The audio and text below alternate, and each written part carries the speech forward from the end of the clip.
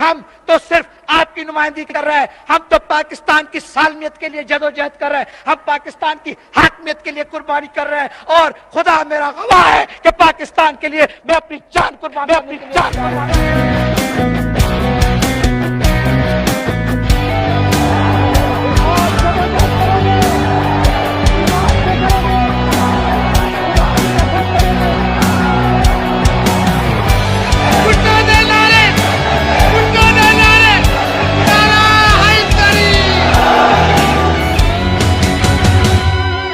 जिनकी होठ की जुम्बिश से, वो जिनकी आँख की लफ्ज से कानून बदलते रहते हैं और मुजरिम बढ़ते रहते हैं।